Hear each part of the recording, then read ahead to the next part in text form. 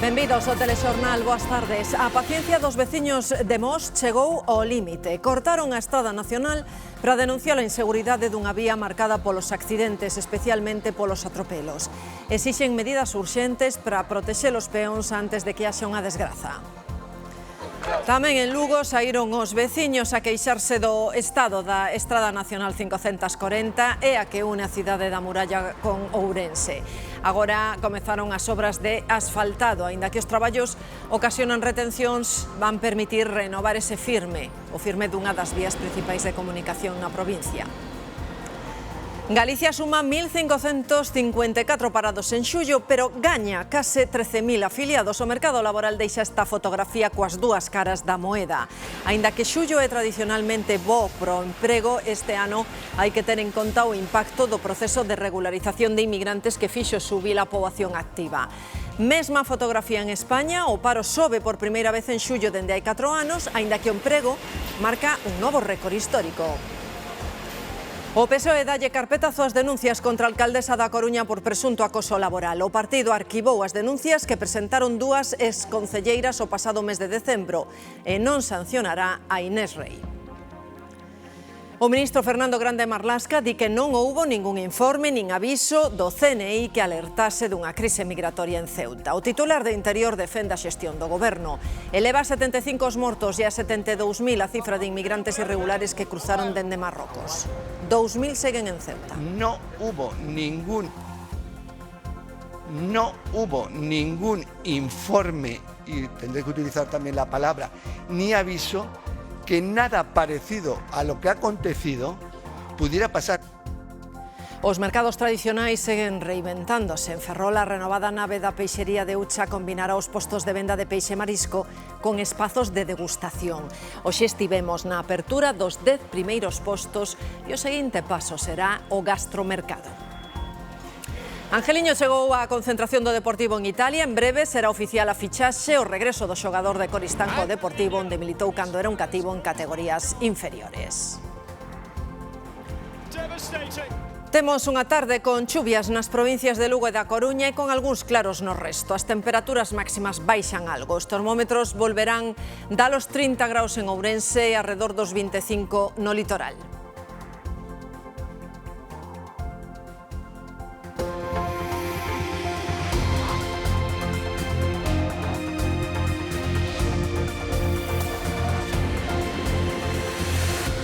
Non é o máis habitual nun mes de xullo, pero o paro subiu e tamén se creou máis emprego.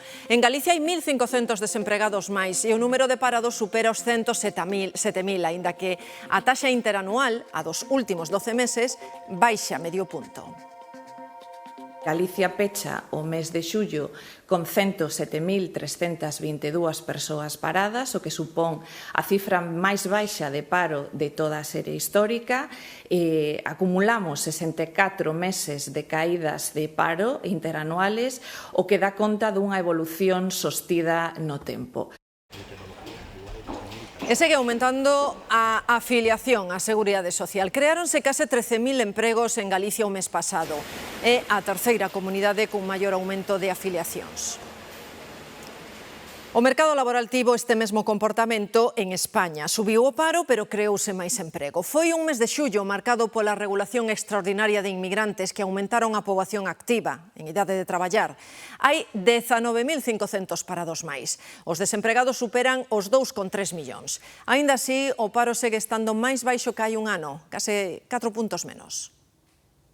El mercado de trabajo español ya no funciona con los chutes de temporalidad que cada verano le proporcionaba la contratación temporal al mes de julio o al mes de junio, sino que esa contratación afortunadamente es mucho más estable. A Seguridade Social marca un novo récord, supera a barreira dos 22,5 millóns de afiliados. En xullo aumentaron en case 42.000. O Goberno galego espera pechar en setembro o traspaso da competencia para xestionar aquí os permisos de traballo a estranxeiros. Creen que é moi necesario ese traspaso para cubrir con máis rapidez os postos vacantes. Dende aquela tivemos varias reunións, acabamos de recibir a última proposta do Ministerio coas que non estivemos de acordo porque eran mínimos medios os que nos trasladaban, pero esperemos que no mes de setembro podamos cerrar esta nova competencia porque é necesaria, máis nestes momentos nos que o mercado laboral nos está a pedir máis axilidade. Choques frontais, atropelos, son accidentes con algo en común, producíronse nunha das estradas máis perigosas de Galicia, a Nacional 550, o seu paso por Mos. E a paciencia dos veciños chega ao límite. Colectivos veciñais protagonizaron unha concentración ao pé do asfalto para exixiren medidas urxentes de seguridade. Andrea. Sí, aquí temos os veciños e os colectivos apoiados polo Concello de Mos realizando un corte de tráfico na Nacional 550. Piden medidas que garantan a súa seguridade. Elexiron este punto, din, o máis perigoso de todos. Aquí o mes pasado foi o atropelo dunha peregrina, pasa por aquí o camiño portugués, polo que o tránsito de peregrinos é moi elevado. Hai que sumarlle a isto tamén o elevado tráfico, destacando os vehículos pesados. É por iso que piden medidas, entre as cales, por exemplo, a instalación dun radar fixo. Este tramo está limitado a 60 km/h e din que non se cumpren, ou senón tamén a instalación de semáforos, pero o principal é que queren que sexa unha travesía urbana. Non podemos salir á carretera porque é unha guillotina. Mañán vai haber unha desgraza, o levamos advertindo. Non é un feito illado, é o pan de cada día, claman os veciños de Mos. Apenas 2 semanas despois desta colisión, unha peregrina alemá foi atropelada en pleno cruzamento co Camiño de Santiago. Foi a gota que colmou o vaso. Aquí hai señoras con silla de rodas e con nenos que non podemos salir á calle. Aquí os coches pitan e gritan inconscientemente, insultan. A veciñanza advirte que os puntos kilométricos 151, 152 e 153 convertéronse en auténticos puntos negros onde os accidentes, as freadas de emerxencia e os atropelos se repiten de forma sistemática. A falta de visibilidade, a velocidade excesiva e a escaseza de pasos de peón seguros ou de pasos elevados transforman este treito nunha trampa mortal. É que é increíble. Miras un coche nunha curva, queres salir nun cruce e non hai manera, porque veñen a unha velocidade terrible e é imposible poder circular esta carretera. De feito, os informes de colectivos de automobilistas sitúan de forma reiterada a Nacional 550 como unha das vías con maior índice de perigosidade de toda a provincia de Pontevedra. Os afectados exixen que o Ministerio de Transportes deixe de mirar cara a outro lado e execute unha reforma integral da vía. Poñer un radar fijo aquí sería unha boa primeira medida. Estamos exixindo unha travesía urbana. Entre as demandas unánimes dos residentes e do propio Concello atópase a transformación do treito nunha travesía urbana, a instalación de radares e rotondas e a creación de accesos totalmente seguros para o Camiño de Santiago. Outra das estradas que preocupa aos veciños é a Nacional 540, que une as cidades de Lugo e Ourense. Esta semana está en obras arranxando o pavimento. Mercedes. Si unhas obras moi demandadas e que provocan cortes de tráfico esta semana na entrada da cidade de Lugo, como aquí na conexión entre a Nacional 540 e a Nacional Sexta. Os cortes prodúcense nos distintos ramais de xeito puntual entre hoxe martes e o vindeiro venres, establecéndose a súa vez itinerarios alternativos para os turismos. Unhas obras moi reclamadas polos usuarios e que levan a cabo a rehabilitación do firme moi deteriorado por mor dos temporais do pasado inverno. As borrascas do inverno pasado deixaron as estradas galegas cheas de fochancas e unha das peor paradas foi a Nacional 540, a que une Lugo con Ourense. Veciños e transportistas protestaron con accións como esta en febreiro que forzaron o Ministerio a actuar. As fochancas, boa falta lle fai. Porque tamén vai un inverno duro. Transportes tivo que facer obras de emerxencia en máis de 1.500 km de estradas do Estado en toda Galicia. Investiu 35 millóns de euros en reparar o asfalto, 9 deles para a provincia de Lugo. As estradas é algo que se fai con cartos públicos, entendo que se ten que ter no mellor estado posible. Este martes, precisamente, arrancaron en Lugo as obras de rehabilitación do firme no quilómetro cero da 540, onde conecta coa Nacional Sexta, a que ven da Coruña. Está moi mal, ten uns buratos moi grandes. Estaba moi furada. Fatal. Tiña bastante furado, estaba bastante mal ese cacho. Por outro lado, no de Coruña tamén. E, bueno, menos mal que se acordaron. As vías de acceso á cidade estarán cortadas ata 1 da tarde do próximo venres. Segundo avancen os traballos, interromperase o tráfico nun ou noutro ramal. A verdade que tardaron bastante en arreglar, pero bueno, máis vale tarde que nunca. E mentres duren as obras, os accesos á cidade veránse alterados. Se buscan un coche eléctrico xa poden pedir as axudas do programa Autoplus. Hoxe abriu o prazo para os particulares. Dependendo do custo do vehículo, poden optar a ata 4.500 euros de subvención se mercan un turismo e 5.000 se adquiren unha furgoneta. Despois do verán, vai haber axudas para os autónomos e para as empresas, con ata 7.000 euros de subvención nos turismos, 12.000 nos vehículos industriais. Como podemos acceder a estes cartos, estas axudas? Facémolo no portal do Ministerio de Industria ou no propio concesionario. Hai que presentar a ITV, o permiso de circulación e a factura do vehículo. As axudas cobren coches novos e tamén de segunda man, matriculados a partir de xaneiro de 2025. Susana. Sí, los concesionarios están preparados para informar de todos los detalles aos compradores. En realidad levan meses facendo porque o plan ten carácter retroactivo, polo que poden percibir as axudas aos que compraron vehículos electrificados dende o mes de xaneiro. E iso notase nas vendas. Por exemplo, aquí dos 48 turismos que venderon o mes pasado, 14 eran eléctricos puros. Iria fai contas no concesionario. Sabe que os eléctricos contan con axudas. Meu irmán comprou un coche aínda fai pouco e ele estaba interesado en comprar un coche eléctrico. Entón, el informouse moito sobre as axudas e por aí pois xa nos indicou un pouco a nós tamén que estamos interesados tamén en comprar un coche e aquí estamos para iso. As axudas do plan Automais poden chegar aos 4.500 euros para turismos. Nos concesionarios levan meses explicándolle aos compradores que podían optar a elas dende xaneiro porque teñen carácter retroactivo. La información, digamos, la dábamos nosotros a los clientes diciéndole que iba a tener efectos retroactivos, que no tuviesen miedo a comprar un vehículo electrificado porque iba a tener una subvención. Ahora, digamos, se ha hecho oficial y ya, bueno, ya recibes llamadas de algún cliente incluso que ya ha comprado, pero quiere saber cuándo va a cobrar esa ayuda. O orzamento total para estas axudas é de 350 millóns de euros que se reparten por orden de solicitude e aí entran os que xa se venderon tamén dende xaneiro. Ya es un mercado maduro.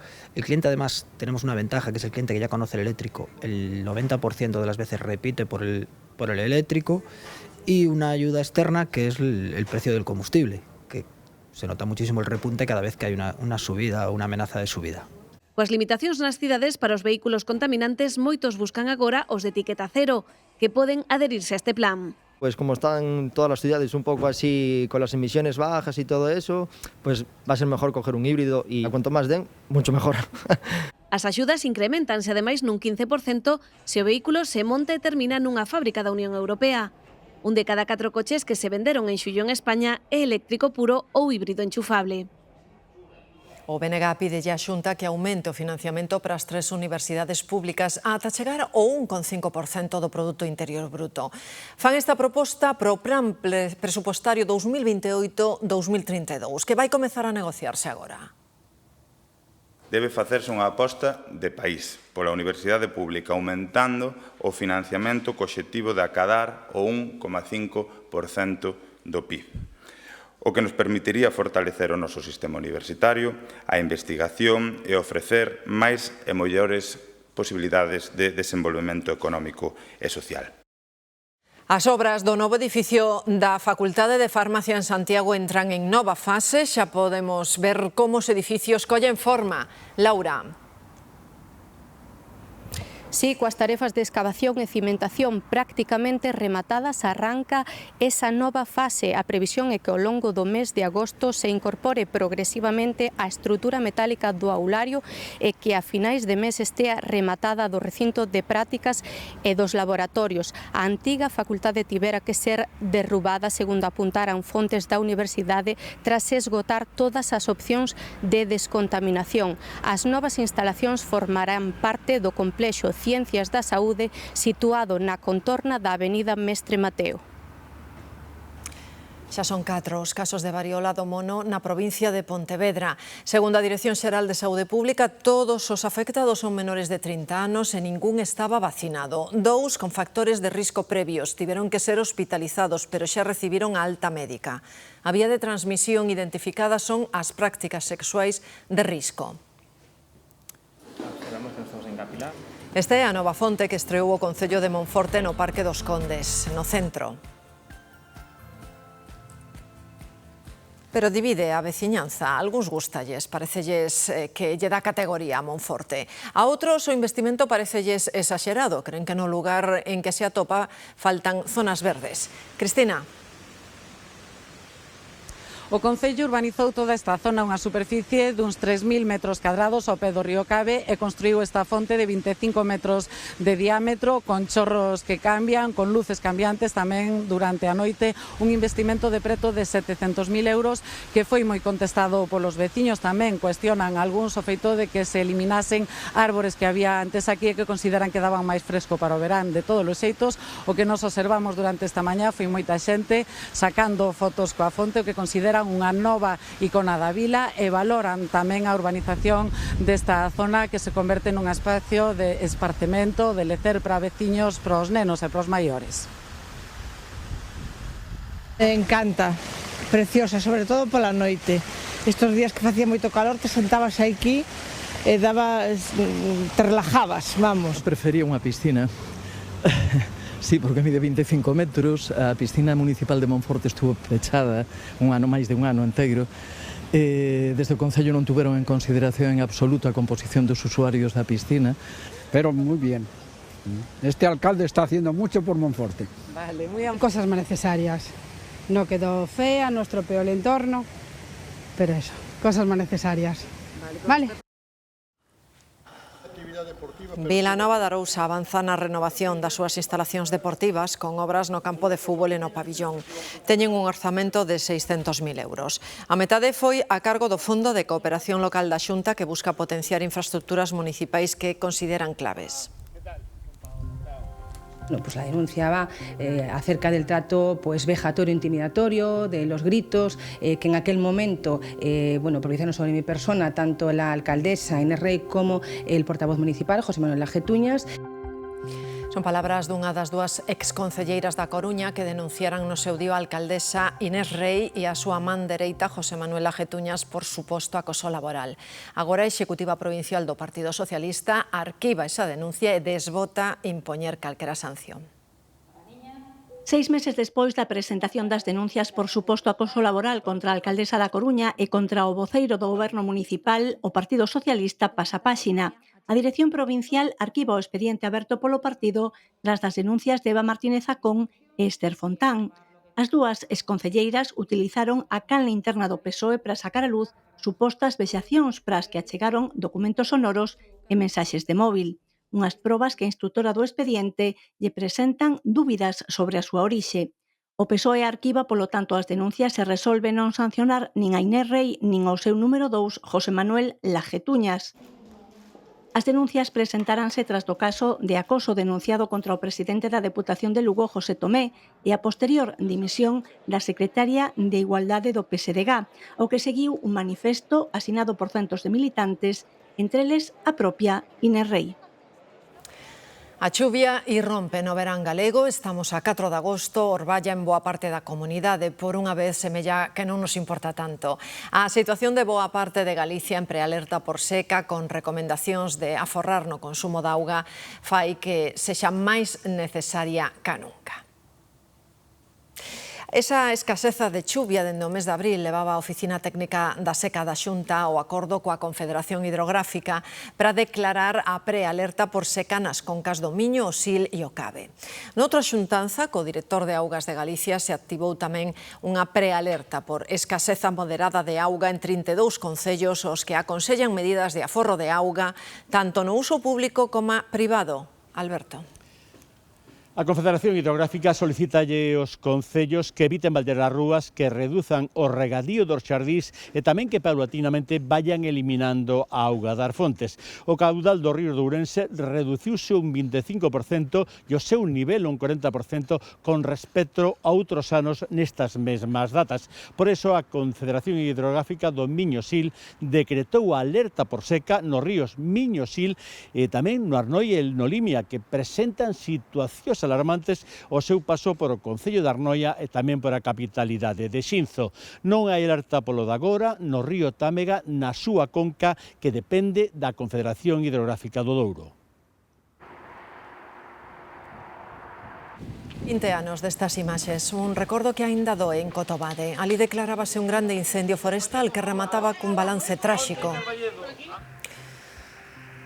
Era un día como hoxe de 2006, cando dúas mulleres morrían calcinadas no interior do seu coche. As vítimas eran unha muller de 75 anos e a súa filla de 50. Cando se viron rodeadas polo lume, tentaron fuxir a pé, pero non o conseguiron.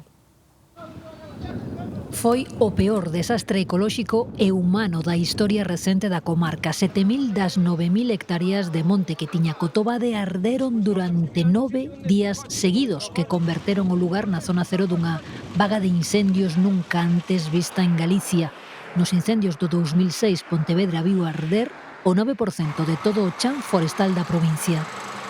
Os medios poñen o posible, pero é que realmente cos medios non somos capaces de parar todos os frentes que hai. Non é imposible. No incendio de hai 20 anos en Cotobade perdían a vida dúas mulleres, nai e filla, tiñan 75 e 50 anos. Circulaban no seu coche pola Estrada Nacional 541, a altura do lugar de Pedre en Cerdedo. O intenso fume non lles deixou ver nada. O coche acabou caendo por unha gavia. Elas baixaron do vehículo tratando de librarse do lume, pero morreron atrapadas polo fume. Estamos aquí, al lado, lo tenemos ahí. Y aquí arriba está, por aquí, al lado, detrás de la casa. Un veciño da zona foi o único acusado de causar o lume. Supostamente comentara que cun chisqueiro queimara algo de monte baixo. Houbo un xuízo, pero non atoparon probas nin indicios contra el. Quedou absolto. No monte queimado retiráronse máis de 140 hectáreas de madeira e plantáronse especies frondosas autóctonas. As comunidades de montes crearon unhas 50 hectáreas de pasteiro. Os turistas que viñeron a Galicia nos primeiros 6 meses do ano quedaron máis tempo e ademais deixaron aquí máis cartos. Recibimos 2,9 millóns de viaxeiros, prácticamente os mesmos que no semestre do ano pasado, pero os que viñeron, como lles digo, gastaron máis. As pernoitas aumentaron o 3% e os ingresos dos hotéis creceron por riba do 5%. Visitáronnos principalmente estadounidenses e portugueses. E hai moitos segredos que se van abrindo baixo terra. Unha proba está en Pontevedra, onde a escavación do Mosteiro de Santa Clara saca a luz novos enterramentos antes de que se rehabilite e abra ao público. Marti, estás no interior? Pois estou no corazón do convento, e digo ben porque aquí é onde están traballando os arqueólogos facendo estas catas que nos poderán dar máis información sobre o pasado do convento de Santa Clara. Acompáñanos ademais o director da intervención, Israel Placas. Que foi o máis rechamante que atopastes ata agora, que creo que témolo aquí ás nosas costas, que é ese valo que está aí? Sí, pois este valo, que ten este muro, que é o muro medieval, seguramente continuación da crusía do século XIII, e que realmente non se contaba, nin se coñecía nada respecto á existencia do mesmo. E que pode ser? Pois seguramente esas edificacións primeiras que hubo en esos séculos XII e XIII, que se asentan cara a Panda Leste do convento e que era non tiñamos información ao respecto. Pois moitas grazas por explicarnos isto. O estudo posterior de todo o que se atope aquí dará máis información sobre o pasado de Santa Clara, como decíamos, este convento tan emblemático de Pontevedra que foi adquirido polo Concello no ano 21, cedido á Deputación no 23 e que está sendo obxecto dunha profunda restauración. As obras melloran as cidades, pero tamén ás veces nos poñen as cousas un pouco máis difíciles, sobre todo se queremos aparcar o coche nunha cidade con obras. Santiago, por exemplo, o aparcamento en superficie vai pechar en setembro, as prazas na zona nova están preto dos 100 euros. David. O peche do aparcadoiro da estación de tren de Santiago vai provocar que os seus usuarios teñan que afrontar varios problemas. Un deles é buscar unha alternativa en pleno mes de agosto, un mes en que moitos conductores están de vacacións. Outro é a escaseza de prazas que hai na cidade. Poucas prazas e previsiblemente máis caras, porque o peche do estacionamento aumentará a demanda.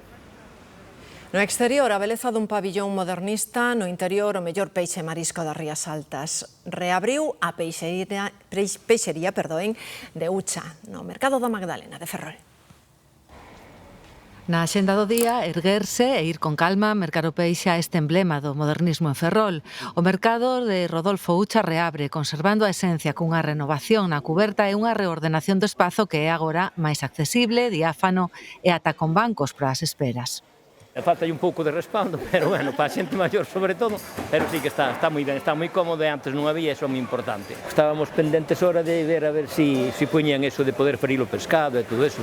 O espazo gastronómico está pendente de retoques e de que se complete a adxudicación, é unha das bazas para revitalizar o mercado. La verdad es que yo venía estos días que estaban aquí temporalmente, ¿no? Cuando venía a la plaza y eso hoy el primer día, ¿no? que ha abierto esto y está fenómeno, la verdad es que me encanta. Bueno, a mí sempre me gustaron as tendas pequenas, o pequeno comercio, o comercio local, o produto de proximidade, que se sigan dando os edificios a vida para que foron concebidos. Y nosotros somos clientes de este porque vende la hoja de cedeira. Antes estaba como más desperdigado, ahora lo ves todo de una sola pasada. A mí el diseño me chifla. Yo lo veo bien, muy cómodo todo, muy bonito. Un monumento como é a Plaza de Ucha, pues a verdad que dá gusto, dá gusto. Un día de estrea que deixou hoxe na peixería un pouco máis de expectación.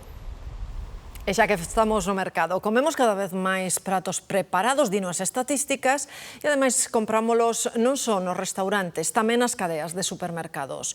O consumidor busca aforrar tempo e se pode cartos.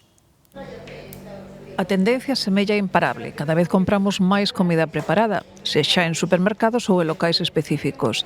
Razóns variadas, pero sempre no fondo a falta de tempo. Polo traballo, a veces non dá tempo a facer a cea ou calquera cousa, pois bueno, é un bo recurso a recurrir. Somos dúas persoas maiores e cociñamos moi pouco, entonces vimos moi a menudo a buscar a comida. E que valoramos ao comprar pratos preparados? Pois cada vez buscamos máis o saudable. La calidad y el precio. Lo más importante es que sea sana y que esté bien, que use buen aceite, que es lo que a veces no encuentras, ¿no?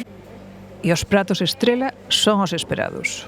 Gente maior, sobre todo, pues el típico cocido, jamón asado, comidas típicas, guisos y eso, y los estudiantes, pues más tortilla, croquetas, milanesas. La lasaña está buena, la ensaladilla, el codillo, las croquetas.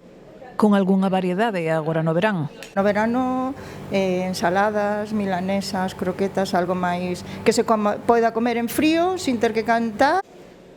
Resumindo, buscamos comodidade, rapidez, aforro e ao mesmo tempo propostas de pratos máis sans. Polo visto, non é imposible. O IBEX 35, dos 35 valores máis cotizados no mercado bolsista español, alcanza un hito, unha barreira histórica, 20.000 puntos. É a primeira vez que a bolsa conquista ese dato. Nunca cadara unha cota tan alta e consolida a tendencia que a converte nunha das máis robustas. No que vai de curso as ganancias superan o 15%. En Ceuta, centos de migrantes continúan agardando unha decisión sobre o seu futuro.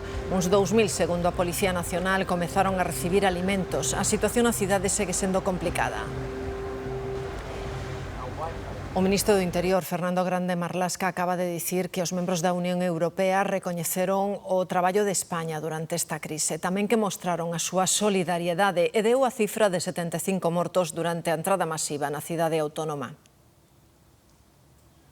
Marlaska asegurou que a reunión cos seus homólogos da Unión Europea tivo un tono absolutamente constructivo. Recoñeceron, dixo, o traballo eficaz de España e mostraron a súa solidariedade. Marlaska volveu culpar ás mafias e dixo que en ningún momento se viu comprometido o espacio Schengen. Ceuta tiene un régimen especial en Schengen desde 1991, en el sentido de que ninguna persona puede salir de Ceuta sin un control efectivo documental. Boas palabras tras a reunión e críticas previas por parte de países como Bélxica, Dinamarca ou Italia. Uns piden chegar ao fondo do sucedido e outros lamentan o modelo migratorio do goberno de Sánchez, unhas críticas ás que se suma o Partido Popular. Tenemos un problema de seguridad nacional y tenemos un problema de política exterior, de política internacional. Si el gobierno de España no respeta a nuestro país, ¿cómo nos van a respetar países terceros, nuestros vecinos? Os populares pediron a dimisión de Margarita Robles e de Grande Marlaska. Este negou que houbera un informe previo dos servizos de información avisando do que pasou en Ceuta. Das 72.000 persoas que entraron na cidade autónoma, o ministro do Interior dixo que 70.000 xa regresaron a Marrocos. Italia defende a decisión de excluir a España do espazo Schengen tras a entrada masiva en Ceuta de irregulares. Di que ten o apoio de 21 países e está recollida nos tratados internacionais. Javier Romero. Sí, Italia mantén a súa postura e o goberno pecha filas en torno á primeira ministra. Nunha entrevista publicada hoxe, o ministro de Interior afirmou que a proposta de Italia non é unha sanción contra España, senón unha medida temporal para protexer a seguridade e garantir o control das fronteiras exteriores da Unión Europea. Roma sostén que a resposta que deu Italia está amparada polos tratados internacionais e defende que outros Estados membros da Unión Europea comparten esa posición. Os incendios avanzan descontrolados no estado de Washington, no noroeste dos Estados Unidos. As lapas cercaron zonas residenciais e obrigaron a evacuar ata 65.000 veciños. No outro lado do país está Argemino. Os incendios comezaron o sábado e polo momento non foron contidos e non son os primeiros. Ata o 30 de xullo o lume queimou máis de 800 hectáreas nos estados de Washington e Oregon, na costa do Pacífico. É a peor tempada de incendios desde que hai rexistros. No caso do lume iniciado no condado de Spokane, as autoridades detiveron a un sospeitoso de provocalo. Por agora non hai que lamentar mortos nin feridos, pero hai 14 persoas desaparecidas. O primeiro morto este verán nas Canarias por un golpe de calor foi un meniño de 20 meses. O pai despistouse, deixou o bebé no seu coche, non se sabe por canto tempo. Cando se deu de conta do esquecemento, regresou por el. O pequeno tivo que ser trasladado ao Hospital de Fuerteventura desde o que, ante a gravidade do estado, foi evacuado ao materno infantil de Gran Canaria. Malia os esforzos do equipo médico por salvalo, morreu pouco despois. 115.000 pezas de xoiería de luxo falsificadas foi o que atoparon os axentes durante unha operación policial nunha nave industrial en Palma. As xoias falsas, entre as que había máis de 38.000 pulseiras e case 36.000 pares de pendentes, reproducían ilicitamente deseños e sinais distintivos de recoñecidas marcas internacionais de xoiería de luxo. De vendelas como artigos orixinais, o seu valor sería de centos de millóns de euros. É a maior intervención deste tipo feita nas Baleares, e hai 4 investigados por un delito contra a propiedade industrial. Miren o que esqueceron nunha taquilla dun supermercado en Benidorm, unha urna coas cinzas dun falecido. Cando os traballadores abriron a taquilla non podían creer o que había dentro. A policía local fíxose cargo da urna e agora trata de localizar a familia. Hai unhas semanas tamén foi sonado que alguén deixara unha urna no paseo marítimo de Ribeira. As incineracións son cada vez máis habituais, pero que se pode facer ou non coas cinzas? Moitos asocian a cremación cunha imaxe así, pero isto só se pode facer en mar aberto e se se conta co permiso pertinente. E en terra pasa outro tanto. O destino máis habitual para as incineracións, que en Galicia xa se dan en máis do 40% dos falecementos, son os nichos de toda a vida. Pero para quen non ten ou non quere esta opción, as funerarias e as parroquias están abrindo a oferta dos columbarios. En San Lorenzo de Ouzande, na Estrada, foron os propios veciños os que promoveron a obra, aproveitando un pequeno recuncho libre do cemiterio. Que tuvemos que pedir permisos a Patrimonio, tuvemos que pedir permisos ao Obispado e, por suposto, o permiso do párroco. Non é que houbera moito espacio, pero aquí tampouco é para estar moito tempo, solamente é para vir, depositar o que é a urna e listo. Neste pequeno espazo fixeron 24 cubículos con capacidade para 4 urnas cada un, o que equivale a 96 sepulturas. E, polo tanto, moito máis viable por espazo e por custos co modelo tradicional. Porque, claro, construir un nicho, que son 3 tres nichos e máis un cenicero, estamos falando dun coste que xa vamos entre obra civil e todo, entre 6 e 8 mil euros. E aquí os columbarios, pois, non chegaron a 1.000 euros. E ao final, tes para 4 persoas, que ven sendo o mínimo que non nicho normal. Din que isto vai ser o máis habitual cada vez nos Camposantos. De feito, xa lles pediron asesoramento desde outras parroquias de Galicia. O futuro, vamos, pero máis que todo por espacio.